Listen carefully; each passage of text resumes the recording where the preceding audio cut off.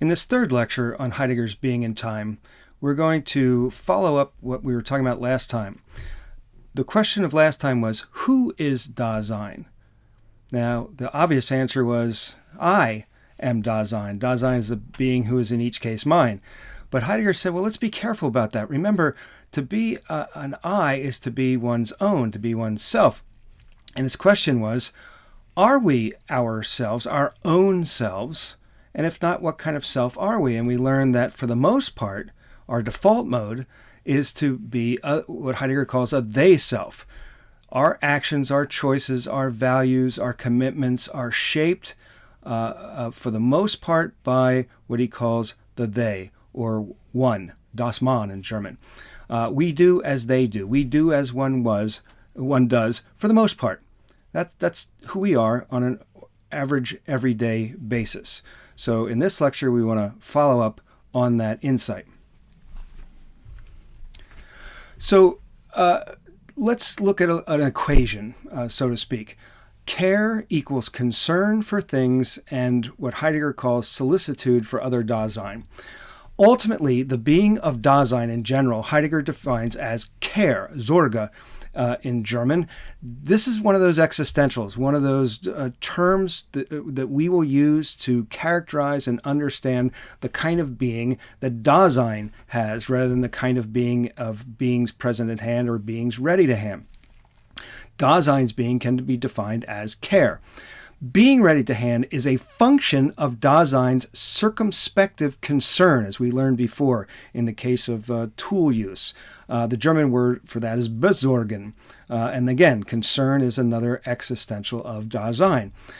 Concern, Heidegger says, frees up tools, lets things show themselves as what they are. Again, one of the questions about Heidegger's view here that comes up is this kind of an idealism that things are what we say they are? Is a table only a table because we say it's a table? And Heidegger says, no, that's not exactly right.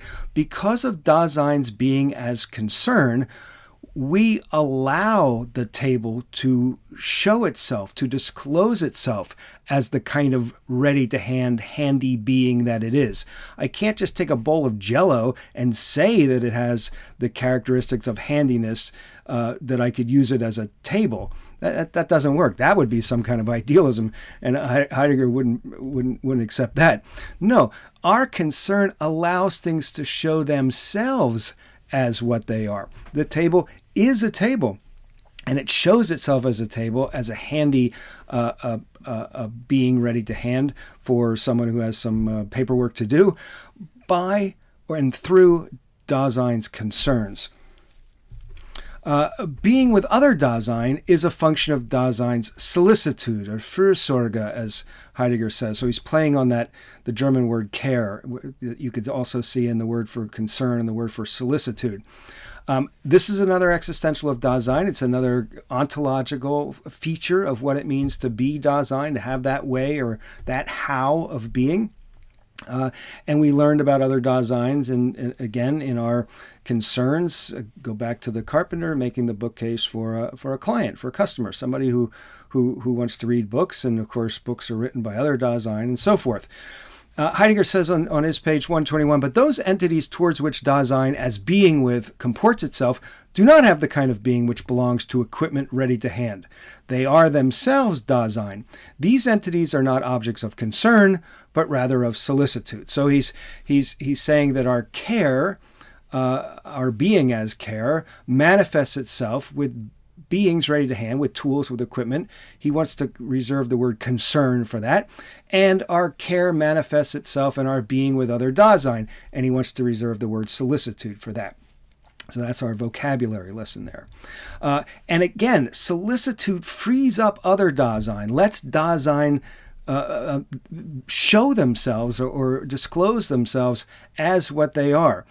Again, this is an argument against Descartes. Descartes, remember, left us in the situation where we are thinking things, and the problem is, are there really other thinking things? Since you can't see, smell, touch, taste, or hear extended things, thinking things, how would we be sure that they're there? That this classic problem of the problem of other minds. Heidegger says we don't have that problem. Our being in the world allows other Daseins to show themselves as what they are. Not because we say what they are, they disclose themselves as having the same kind of being as we do, Dasein. Note, these three terms, care, concern, solicitude, are not necessarily positive in the way you and I might think about that. So I can care by responding or by failing to respond. I can show concern, for instance, for my laptop, a tool or a piece of equipment, by having it serviced or by defenestrating it. That's a fancy word for throwing it out the window. I can show solicitude to other Dasein by complimenting them, being nice to them, or by being mean to them. In each case, I'm dealing with, I care about other Dasein in one way or another. So, and whether positive or negative, we're always doing this. Dasein, there's no, as I said before, there's not something like Dasein that may or may not care. Dasein is care. Dasein is the being of care. Care is Dasein's being. It's our way. We are ontologically constituted that way. It's an existential of us. It's a description of the kind or the way of being of Dasein. Speaking of solicitude, Heidegger says there's two modes of solicitude. So you might want to think about this for a second. He calls the one leaping in. We can leap in our solicitude for other Dasein, and that would be like taking over another's concerns, taking away their possibilities, determining for them what they should or shouldn't think, or what they should or shouldn't do, and it leaves them dependent and maybe even dominated by us. We free them from being Dasein authentically. And remember, what does that mean? Being Dasein authentically? Being one's own self. Being one's own self. But if I'm always making the decisions and I'm controlling the way others are, I'm leaping in for them. And Heidegger always is trying to say that what he's doing is phenomenology here, not ethics. He's really not talking in terms of good and evil or good and bad. I'm taking some liberties with that, but it doesn't sound good, right? If Dasein is the being whose being is to be one's own, and we behave towards other Dasein in such a way that we take away their prospects for being their own, that doesn't sound good. However, if you're a parent, you do a lot of leaping in. I'm a parent, a grandparent, and now at the age where the grandchildren are little ones, I have to take away I can't let them actualize all the possibilities that they come up with. My little grandkids find all kinds of possibilities, and some of them are quite dangerous for them. So my job as a grandparent is to limit their possibilities, to foreclose on certain options and decisions and choices, and in effect not let them be fully their own at this point. Any parent or grandparent who would not do that is not fulfilling their responsibilities as a parent or grandparent. How could it be otherwise? But when it comes to adults, that would be a different story, wouldn't it? With adult persons, we don't. Yes, we want to help, but we don't want to take over for people. We don't want to cause dependencies if we can avoid it, because Dasein is meant to be one's own. Leaping ahead, though, is a different mode of solicitude or manifesting solicitude. It helps another Dasein regain their own concern authentically. It freeing them for their own possibilities.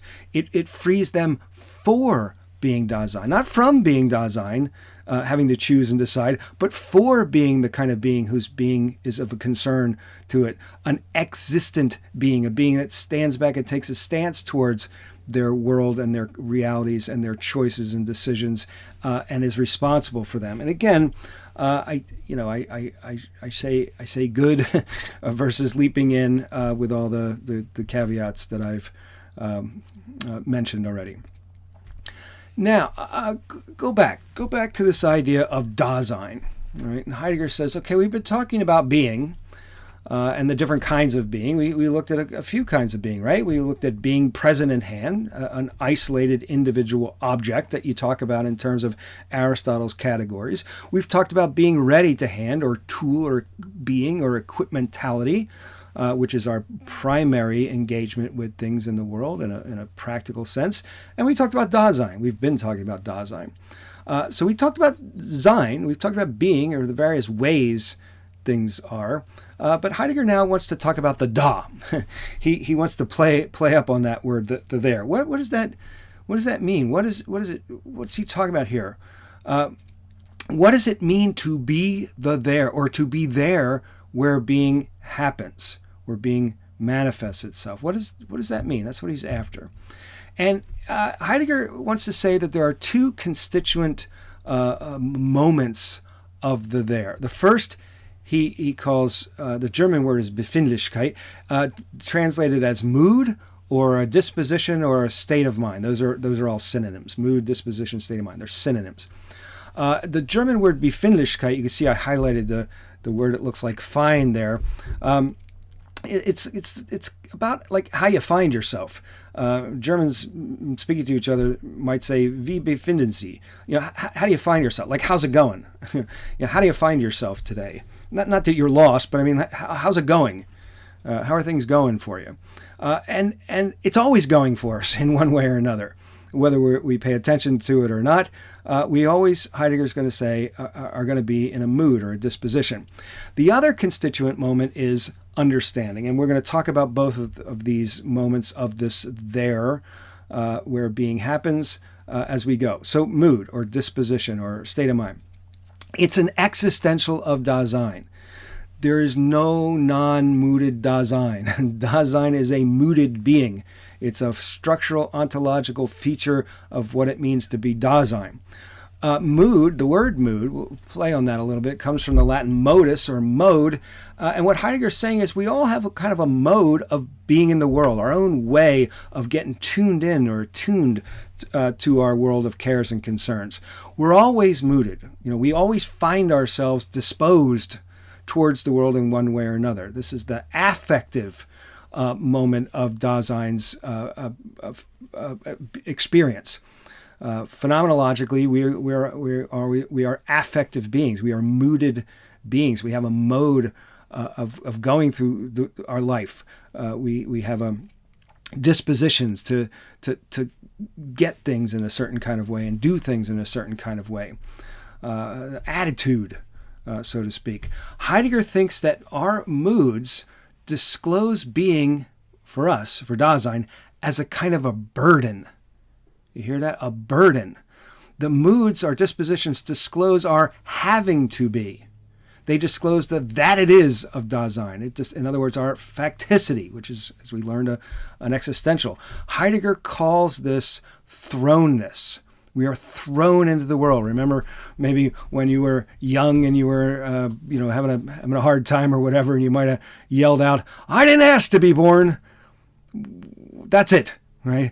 "I didn't ask to be born" is an expression of the recognition of our thrownness in the world. We just show up. We didn't plan on it. Here we are. We have to be. It's a task. It's a burden. It's something we have to do. It's something we can't really not do. And our moods, Heidegger says, disclose that feature of what it means to be Dasein to us. Moods disclose then the mattering of the world, that things matter, that Dasein matters. We're a mattering being. Now, he gives an example of a mood. Everybody, I believe, has experienced this state of mind at one point or another. It's fear. And Heidegger says there are three issues. There are three issues when it comes to any state of mind, and fear is one of them. For instance, there's that in the face of which we fear, like what we're afraid about. Heidegger labels that the fearsome. He doesn't go down through a whole list of things that could serve as that in the face of which we fear. That in the face of which we fear could be anything. It could be that which is ready to hand, like a sharp saw. It could be something present to hand, like that rabid dog, or it could be another Dasein that we're with, somebody brandishing a weapon or something like that. And he's not interested in the ontic expressions of the fearsome. He just wants to give an analysis here of fearsomeness. Then he says the second element of fear would be the fearing as such. That's the mood. That's the state of mind or the disposition. And then, that sounds like any kind of conscious act. The number 2 would be to use Husserl's term, the noesis, the conscious act, I'm afraid. And number 1 could be the noema, which is the content of my fear, something like that. Well, Heidegger adds a third moment, that which fear fears about. Not what we fear. In this case, that might be the rabid dog, the dog with the foaming mouth, charging at me. No, I'm afraid of the dog, but number 3 is asking, well, why am I afraid of the dog? What am I afraid for? Not what I'm afraid of, but what am I afraid for? And that which fear fears about, Heidegger says, is Dasein. Our being is an issue for us. It matters to us. And a rabid dog represents a problem for our being. It may bring an end to my being if that dog is violent enough. Dasein is in terms of what it is concerned with. Right? I'm characterized by these states of mind because I'm the kind of being that constitutionally, structurally, ontologically, existentially, all those words, is the kind of being whose being matters to me. And the same goes for you. That's why we fear. You could have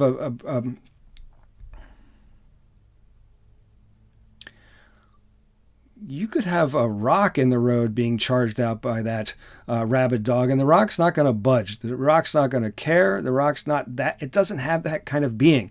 It has being at the moment, presence to hand. It's just there. It is what it is. Its being isn't an issue for us. If the dog runs past it or grabs it and bites it, the rock, it's not the kind of being where that would matter, but it would certainly matter to us. Okay? So we are in terms of what we're concerned with. Now, the second moment is understanding. That's the second constituent moment of this there. Understanding, again, is another existential, another structural ontological feature of what it means to be the kind of being we are, Dasein. Now, when he says understanding, when he says all Dasein have understanding, are understanding in a certain way, he doesn't really mean anything theoretical or in the learned sense. It's not like any human being could be stopped on the street and say, listen, could you write a quick dissertation on what it means to be Dasein? Because nobody could do that. That's not easy. That wouldn't be easy for you philosophy majors. That wouldn't be easy. He doesn't mean it like that. He means understanding in the sense of, I got this.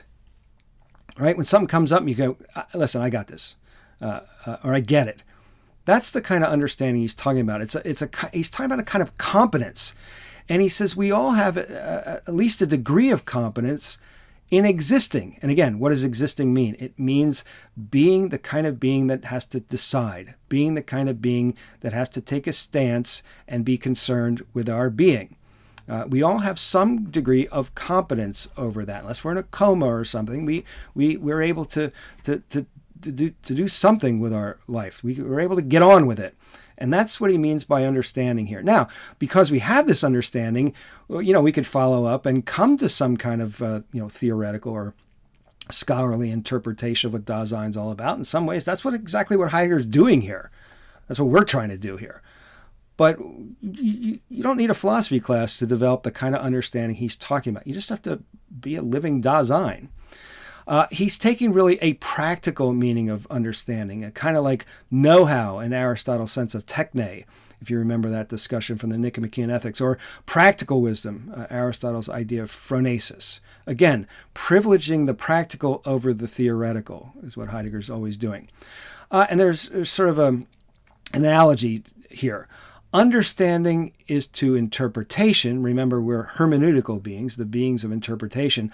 Understanding is to interpretation like a schematic is to a fully developed grasp. So our understanding is kind of schematic. We get the gist. All right. We might not be able to write it all down, lay it all out with perfect logic and rationality, but we get the gist of how to get through a day. I've got this. Hermeneutics would be to interpret that, to lay that out, to analyze that, and that would be something certainly much more fully developed. So mood and understanding are existentials. They're structural features of what it means to be Dasein, and they are equiprimordial. What does that word mean? It means one is not the basis of the other, but they're always together, always at the same time. That's what that word equiprimordial means, equally primary. Moods always have a kind of an understanding. The way you're tuned in shows you get it to a certain way, and the way you get it is always via a certain kind of mode. Or a modus operandi, a way of operating. So we're talking about mooded understanding or understanding moodedness, if I could put it that way. And in fact, all of the existentials that we're putting on this list are equiprimordial. If you have one, you have them all, and you're Dasein. That's what Dasein is. So we're not, even though Heidegger will talk, and we'll see momentarily, in terms of certain of these elements as being kind of looking kind of primary, primary in the sense of helping us do that interpretation of what Dasein is, but not primary in terms of our being in the world. They're all operating at the same time. They all come at the same time. One is not the basis of the other. Now, possibility is higher than actuality, at least for Dasein. Now, that's something we heard earlier on, but we want to talk about it a little bit more. So you take something, being present to hand, an object, a thing in isolation from everything else, well, then actuality is higher than possibility. And my example is an actual $100 is way better than a possible $100. Really, for Heidegger, possibility is sort of a logical term here, like X is not impossible, or it refers to the contingency of something, like X might not have been. It is. But it might not have been. That's what it means to be contingent, kind of a possibility, one possibility among others. Dasein, though, is different. Possibility is higher than actuality for Dasein. What's that mean? Possibility is an existential feature, structure of Dasein. Ontologically, Dasein is possibility, a suite or an array of possibilities. Dasein's being is may being, or as the Spanish philosopher Ortega y Gasset writes, our being consists not in what it is already, but in what it is not yet. A being that consists in not yet being. We're always not yet. We're TBD, as I like to say, to be determined. Think about that in your own life. What's more important, essential to you now? That you're actually a university student? That's your actuality. Or what you may possibly be in the future because you've been a university student. What matters more? The actuality of being here in the moment right now, as much as that matters, or what possibilities that opens to you? What matters more to you than that? And I think you get the sense of what Heidegger's talking about here. So what we need to try to figure out is a combination of our facticity, how things are, and our possibilities, how things might be.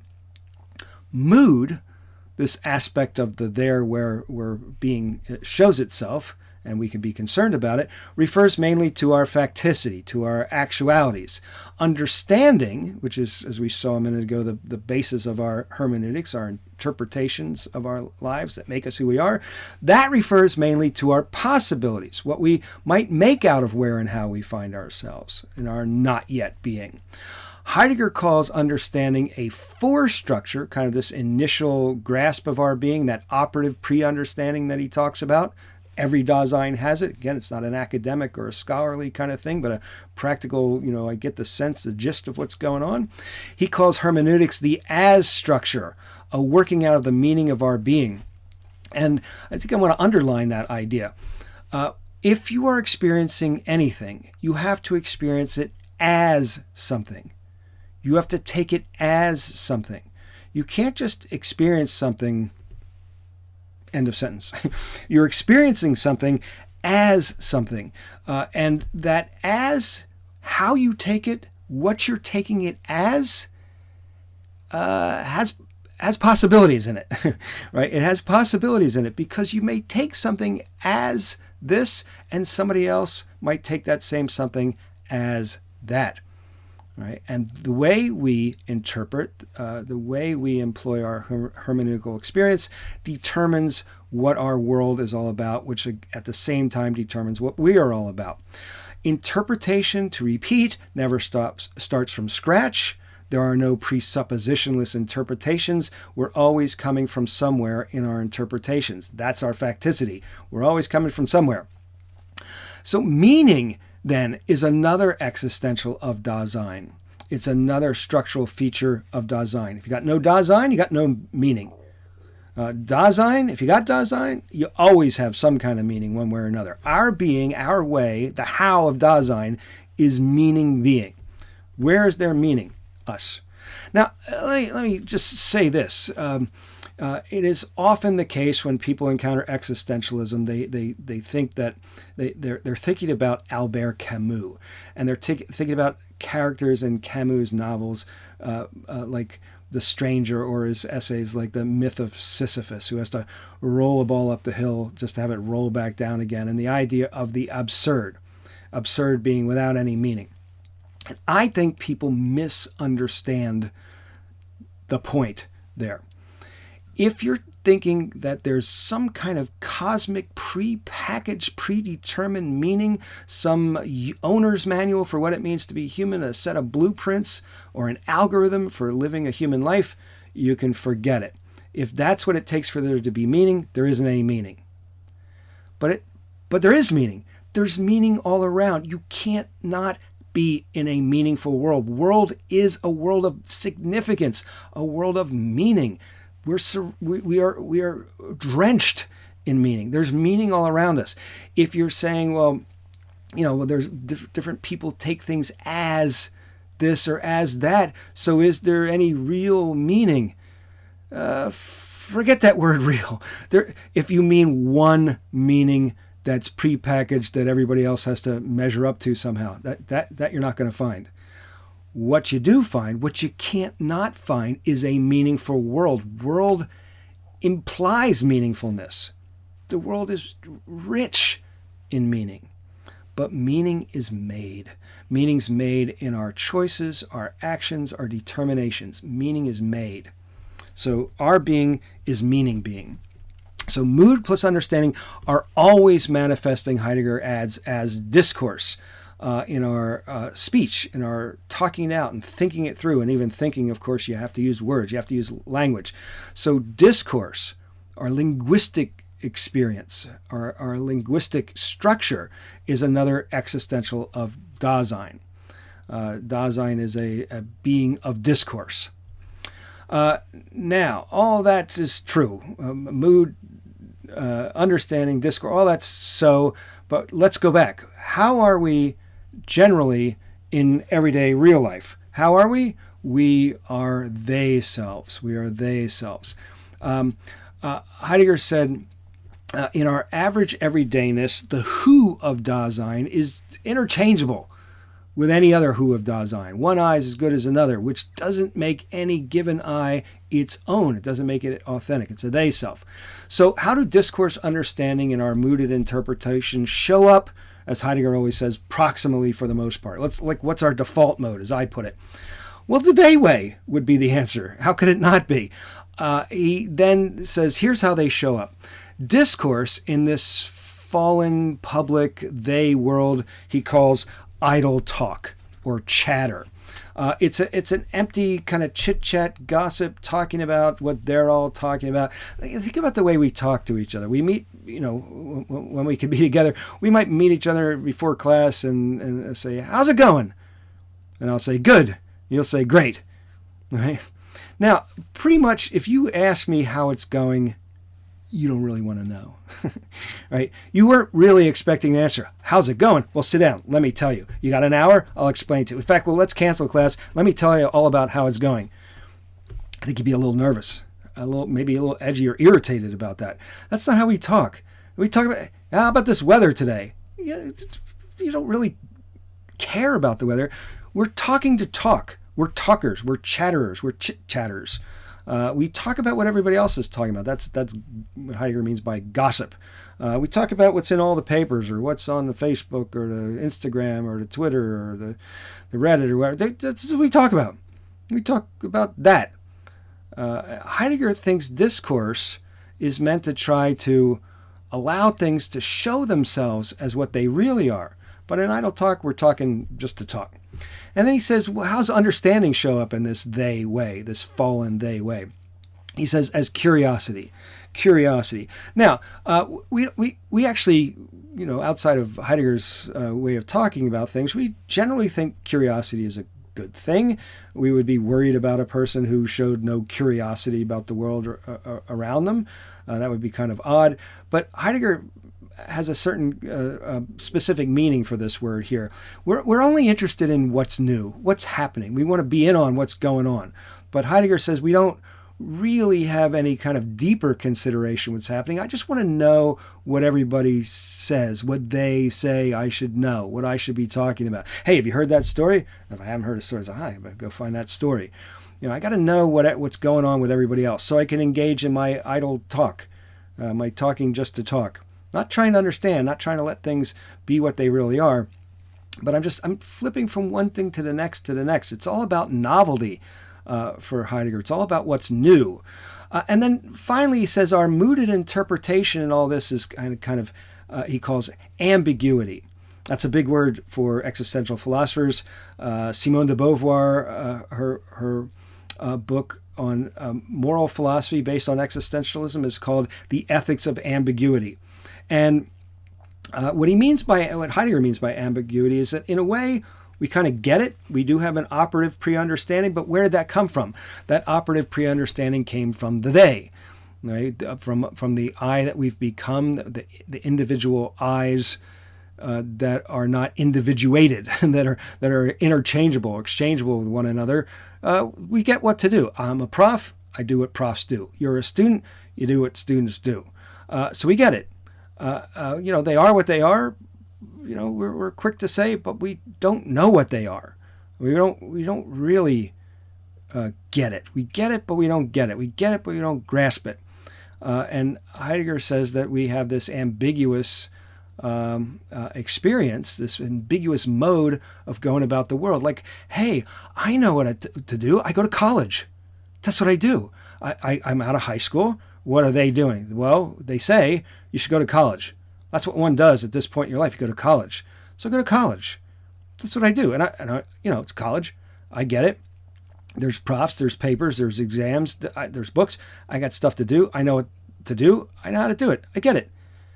But a lot of times students, will tell me on occasion when they feel like sharing that they don't get it. Like, I know why I'm here because that's what you do. That's what one does. But I don't know why I'm here. I don't know. I know, but I don't know. That's what Heidegger's talking about with ambiguity. I know, but I don't know. In Fallenness, then, it's about being lost in the publicness of the they, as Heidegger puts it. We're conducting our lives the way one does. We get absorbed in idle talk and curiosity and ambiguity, and Heidegger says we lose ourselves. We constrict our possibilities, and what are we? We are our possibilities. So if we constrict our possibilities, we're constricting ourselves. So if that's our default mode, this fallen public I that's interchangeable with any other kind of I, if that's how we generally get through the day, through the world, where we feel in our comfort zone, then what are the chances for authenticity?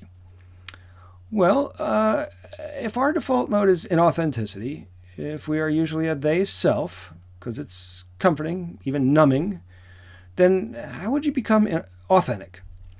To be authentic is to be one's own, but a they self, by definition, is never one's own.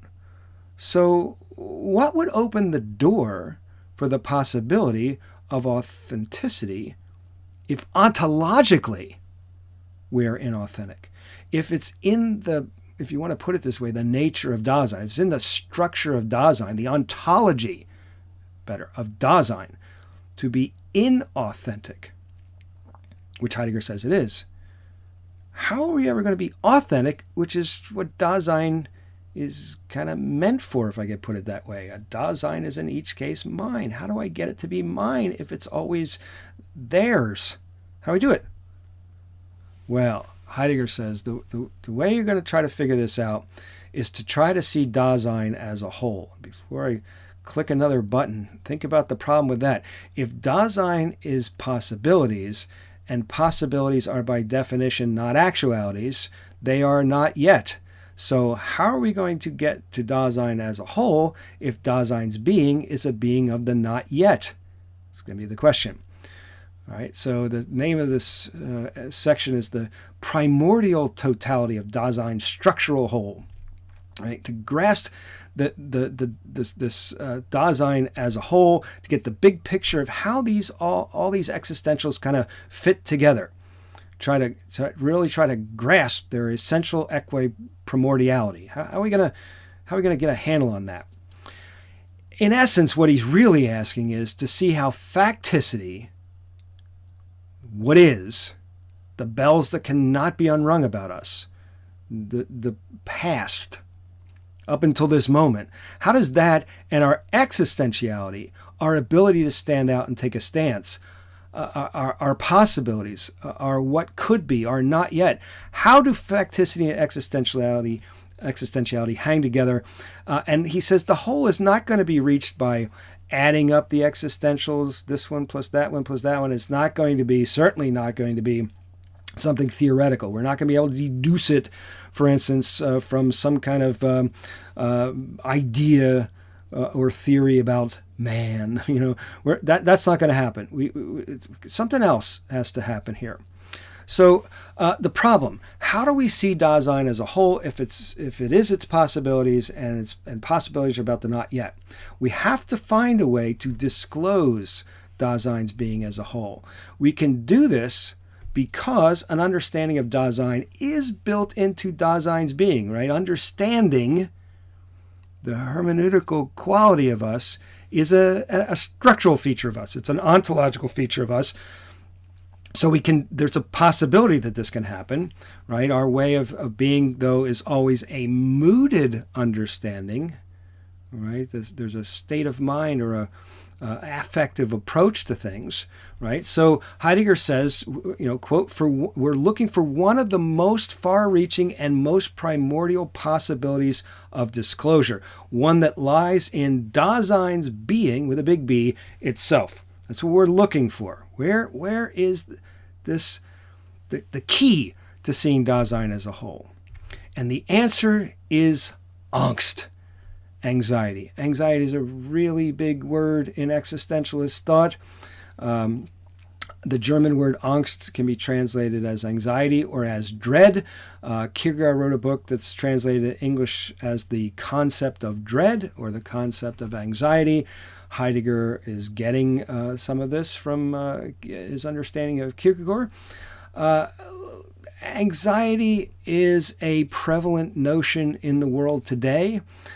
Many of us, by everything I've read and my personal experience being with a lot of students over many, many years, many of us cope with anxiety. We feel we are struggling with it. We are affected by it, and it's correlate depression.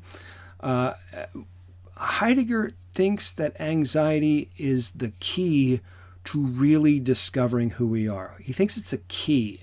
He doesn't look at it as a disease, for instance, although he would like the word disease if you stretch it out and say dis-ease, right? The they self gives us our ease. It's easy. If we just take it easy, we can be comforted, even numbed by going with the flow, by being our they selves.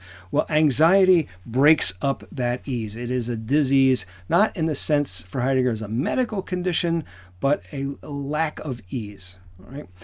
He thinks this is the basic state of mind, the basic disposition, the basic mood. That's it. Basic, again, not in the sense that it's not equiprimordial with everything else, but basic for our understanding who it is Dasein is. Now, you could ask, and I think it's an important question we really can't get into, is why did he pick angst? Why didn't he pick joy or delight? Is he just being idiosyncratic? Is it just a function of his own personal biography? I think there's responses to that. I think that he makes a good case here because the experience of anxiety, which we'll talk about, really does unlock what he's been talking about in ways that joy or delight might keep covered over. So I'll let you think about that for yourselves, but let's just look at anxiety. Section 40, very important. The trick is not to confuse what he calls the ontico-existential characterization with the ontologico-existential interpretation. Okay, all right, let's just review those words. He says, I don't want to look at ontically what people are doing and then resting comfortable with that answer, right? He says the ontico-existential is what is that? It's our default mode. It's our regular, ordinary way of being, and that way of being is fallen. So falling prevents us from coming face to face with ourselves. So we flee in the face of ourselves. We get caught up in the they, and we might not really notice, because we don't want to notice, what's actually going on with anxiety. An ontological existential assessment of anxiety can disclose that what are we running from? What are we fleeing from? The answer is ourselves. Right? So we can't just do a study about people who self-report experiencing anxiety, because we are all, those who do that and those who don't do that or don't even feel like they need to do that, approach a doctor and say, I'm experiencing anxiety. Do you have some kind of medication for me? Not everybody does that. And he says, you got to be careful. We can't just look at those who go to see the physician. We have to look at it structurally. There's something structural, existential, ontological going on here with anxiety. What he's going to say is every Dasein is characterized by this basic mood, this basic state of mind. Everyone. Those of us who seek out a physician and try to get some kind of medication, and those of us who walk around looking to others as if we don't have a care in the world. All of us are characterized by angst. So we'll have to see what he means by that. He says, this existential ontico, turning away by reason of its character's disclosure, makes it phenomenally possible to grasp existential ontologically that in the face of which Dasein flees, and to grasp it as such. So whether you really manifest that you're fleeing from something or not, either way, Heidegger says, if we look at it, if we analyze what's going on in our average everyday world, we will come to learn, if we pay attention, that which Dasein is fleeing from, and that is going to be the key that would make possible authenticity. Now, first thing he wants to say is anxiety is not the same as fear. Remember, he gave fear as an example of mood or state of mind. He had something up his sleeve here. He wants to say, don't confuse anxiety and fear. Fear is a shrinking back from something in the world, like that rabid dog charging at me. It's a shrinking back from the fearsome, from something present to hand or ready to hand, or even another Dasein. There's a something. But anxiety or dread is of nothing. Like, think about it. If you happen to have experienced anxiety, and somebody says, well, what's bothering you? A lot of times the right answer, the only answer you can come up with is, I don't know, nothing. Right? I don't feel good. But if you say, well, what exactly is it that's bothering you? Like, I don't know. I mean, everything, really, if I think about it, there's nothing fearsome. Nothing's worrying me in particular. There's no thing that I have a problem with, but I don't know. I got this feeling, right? Nothing. Heidegger says, that's right. That's exactly right. So what is this nothing? That's the object that's a non-object of anxiety. Anxiety is objectless in a way. There's nothing. Well, what Heidegger says, okay, but what do you mean by nothing, right? It's nothing ready to hand, nothing present to hand, certainly not another Dasein. Thus the world, Heidegger wants to say, is the ground of this nothing. And remember what world is, not a big bucket of things. World is the referential system of significance and meaning. That's the ground of this nothing. That's the only place we live. We are being in the world of meaning. And yet, something is bothering us, right? World is us. It's not something over there, like Descartes said, that I have to get over to out of my thinking substance in my extended body here. World is an existential of Dasein. World in the third sense when we talked about the idea of world. It's us. So that in the face of which one has anxiety is being in the world as such. No particular concern or solicitous encounter with a thing or with another person. No, it's nothing. I don't know. It's nothing. Something's bothering me. What's the something? Nothing. I don't know. Right? Heidegger writes, that in the face of which one is anxious is completely indefinite. Not only does this indefiniteness leave factically undecided which entity within the world is threatening us, but it also tells us that entities within the world are not relevant at all. Nothing which is ready to hand or present to hand within the world functions as that in the face of which anxiety is anxious. Here, the totality of involvements of the ready to hand and the present to hand discovered within the world is as such of no consequence. It collapses into itself. The world has the character of completely lacking significance. That's how anxiety feels.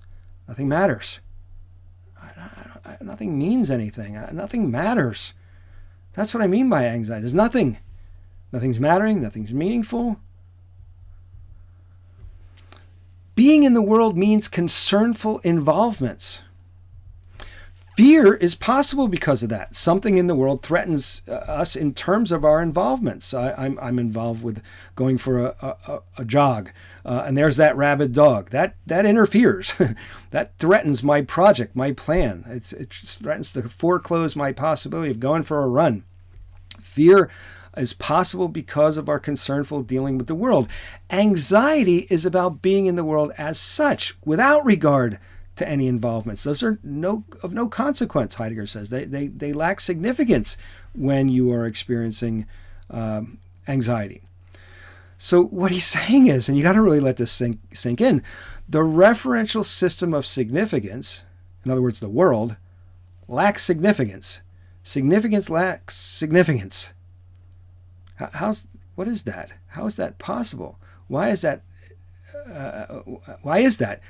It's obvious why it might be bothersome, because you can't make sense of it. And that's what happens in anxiety. You can't make any sense of anything.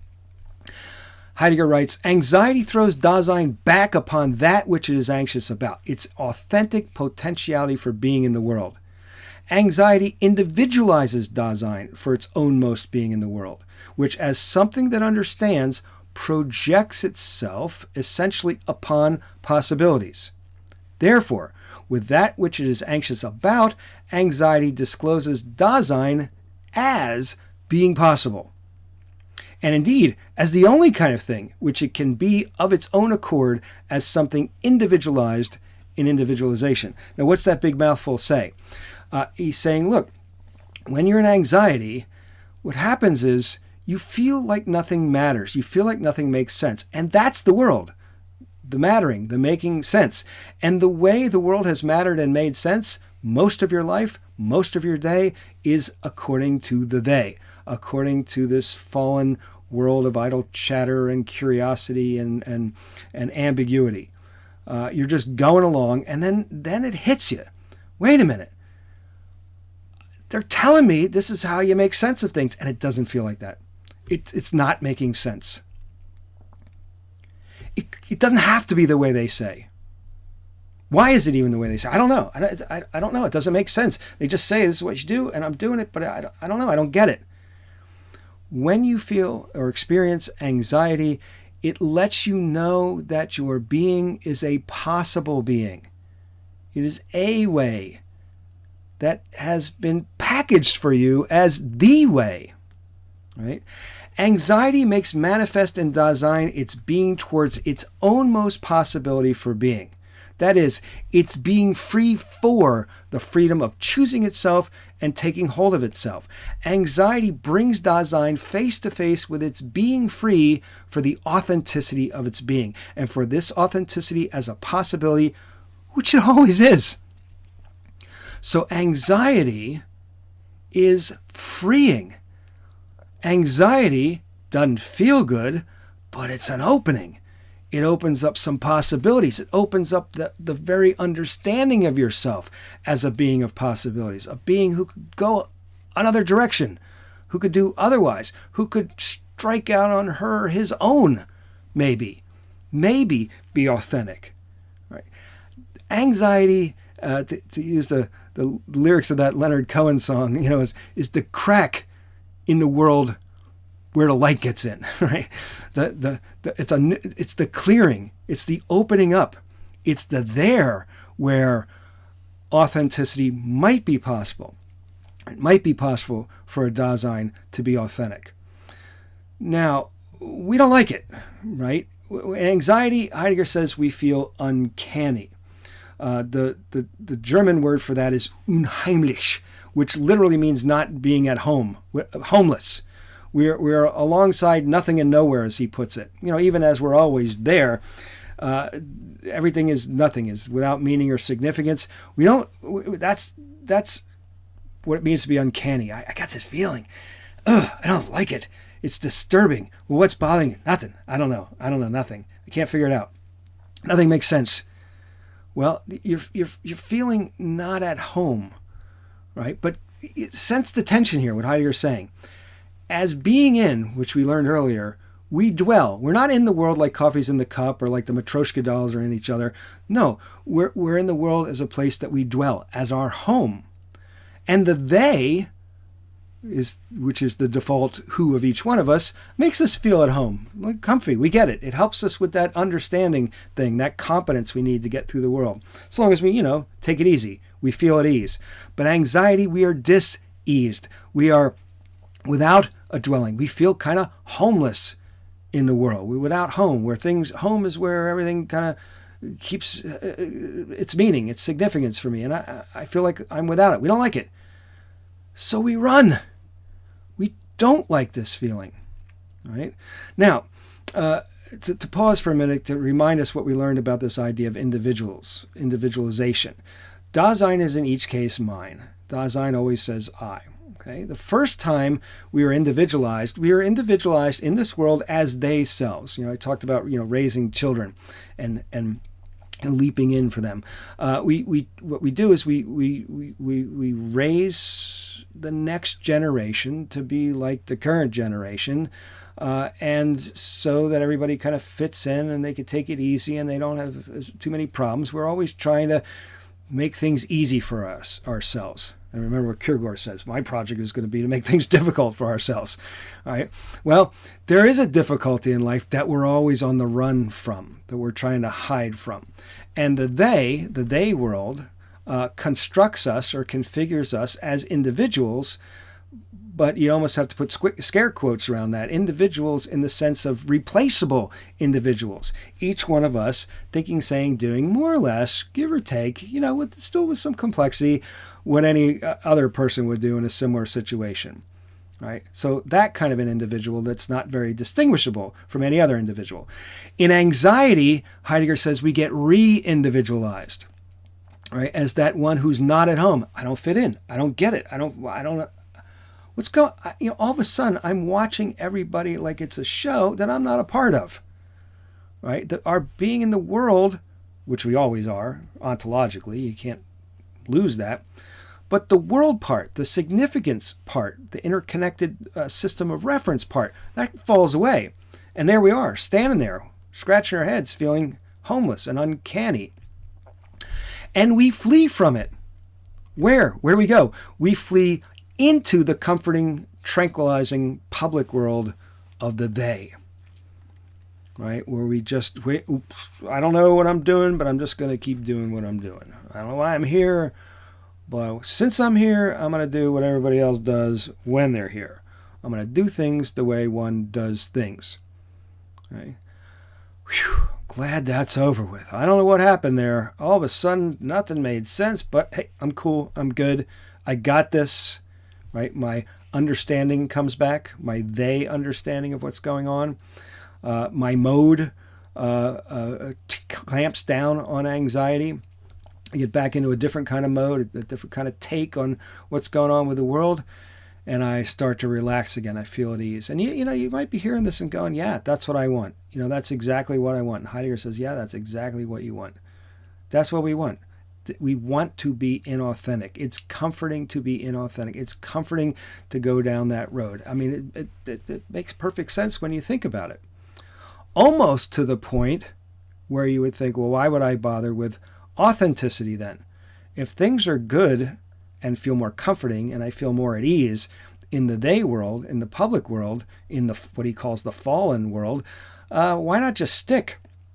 Why not just stay there? Well, Heidegger says, yeah, but anxiety is not something that you have control over. It's not like there's Dasein that has anxiety or Dasein that doesn't have anxiety. Angst is a structural feature of you. It is you. It is you. A homeless being making a home, right? And if the home that's getting made and that's remaking you in the process ever shows itself as it really is, and what does that mean? Not having some kind of cosmic foundation or ground or guarantee that this is the way to make meaning. This is the world that we ought to have. When that happens, you realize the home that you're building, that we're building, that they're building, is a homeless home. It's a home. It's meaning, rich in meaning, steeped in meaning, but wrapped, so to speak, in non-meaning. Meaning comes with Dasein. Dasein is meaning. Dasein is world. World is Dasein. And when anxiety strikes, it's a recognition of the facts about Dasein. It's a kind of enlightenment. And he thinks there are possibilities in that. Of course there are. That's what Dasein is, possibilities. There are possibilities in that. For what? For taking ownership of your life. For taking ownership of it. Not just going with the flow. That there might be something in that for you. Something that would be missing if you just go with the flow. I'm getting to the age where, my friends some of my older friends are getting ready to, retire. And, I hear this, people work their entire lives and are quite successful and are lauded for the, exemplary work they've done in their chosen field of endeavor. And they get to retirement and they go, I don't know what all that was for. I mean, I got paid well. I had a nice house. I went on vacations. I mean, raised the kids and, but I don't, what was that all about? What did it mean?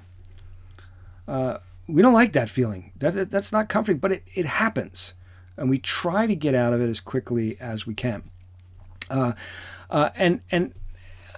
Heidegger says that anxiety, the sense of being lost, often goes along with a self-assurance. In other words, we double down on the first kind of individual we've become. We double down on our very successful, according to the they, versions of ourselves. We double down on that. We say, I'm good. I don't know about you philosophers. I don't know what you guys are doing, but I'm good. I'm making money. I'm moving and shaking in the world. I'm doing fine. There's a lot of self-assurance there, but those are the people I'm talking about when they get to retirement. They go, honestly, I'm not really sure what that was all about. I always wanted to be a cowboy. How did I end up, in middle management the rest of my life? Whatever, right? They ask those questions because they tamped them down or got them tamped down through all the rest of their life, but they're there. You can't ultimately shut it out because it's structural. It's part of the makeup of Dasein.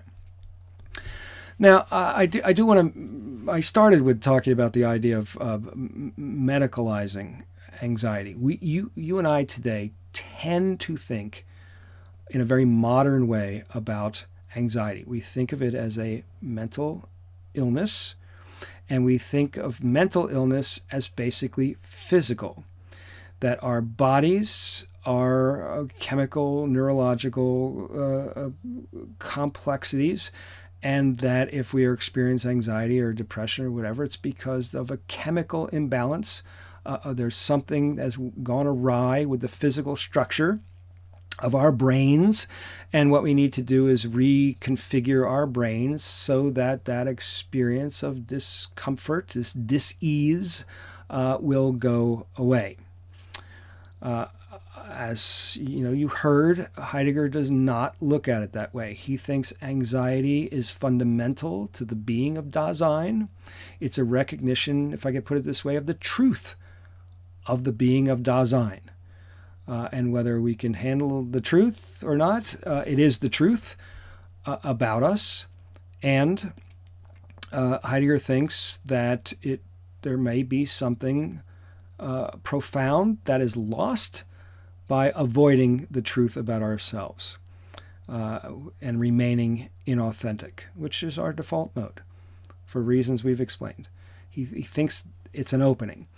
And I think he would say that if you try to shut down anxiety in all the ways that we do, not just medically, not just by taking some kind of medication, but other people shut down their anxieties by becoming hedonists, by becoming party animals, by becoming shopaholics, by getting addicted to social media, by being busy, by being overachievers, by being A++ students all the time, by taking on 14 different extracurricular activities in every semester.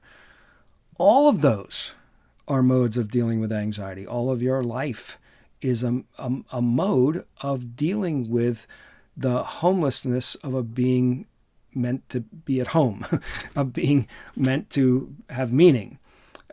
And Heidegger might wonder whether saying that anxiety is a medical condition is not itself part of the they world. I've wondered about this for many, many years, whether, for example, Prozac, when you take it, makes you be the way you're supposed to be, like you're feeling anxiety or depression, and so you take Prozac, and when it kicks in, then at that point, the you that you've become is the real you. You weren't the real you. Something was broken about the real you, but you got your real you back by taking Prozac. Or does Prozac in some ways hide the real you from you in ways that allow you to miss something? Same thing with medications for ADHD for kids. I've always wondered, is that medication is for the kid who can't sit still in the third grade class, or is it for the teacher that's trying to run an organized class the way one does run an organized class? I mean, who's that medication really for? Now, it's a big question. It deserves a lot of discussion. I certainly am not saying that one should avoid medications, or I'm certainly not making that claim. And I'm not sure Heidegger would either. So here's something he writes on page 190. I just want to get it out there. After all, the mood of uncanniness remains factically, concretely, something for which we mostly have no existential understanding. Well, this book was published in 1927, and nowadays I think we do have an existential understanding. We call it, it's not like I'm worried about nothing. I have a chemical imbalance, in my brain. Moreover, under the ascendancy of falling in publicness, real anxiety is rare. I am going to ask you about that claim. Real anxiety is rare. What does he mean by that? Well, anxiety is real when you learn from it, when you listen to it. most of the way we deal with anxiety is the they way. We get busy, we take medications, we try to overachieve, we get drunk, we go shopping, we play hard at physical sports, whatever, so that we don't have to think about it. We don't have to let anxiety disclose the truth about ourselves. So that doesn't happen very much because we fall very easily into the comforting arms of the they. Then he writes, anxiety is often conditioned by physiological factors. That's what I'm talking about. He's talking about your body. This fact, in its facticity, is a problem ontologically, not merely with regard to its ontical causation and course of development. Okay? Now, the ontical causation and course of development for anxiety might just be chemical imbalance. But it's a chicken and egg question for Heidegger. Only because Dasein is anxious in the very depths of its being does it become possible for anxiety to be elicited physiologically. Right? We modern minds, we think it's the opposite. First, there's a chemical imbalance, and then we experience anxiety.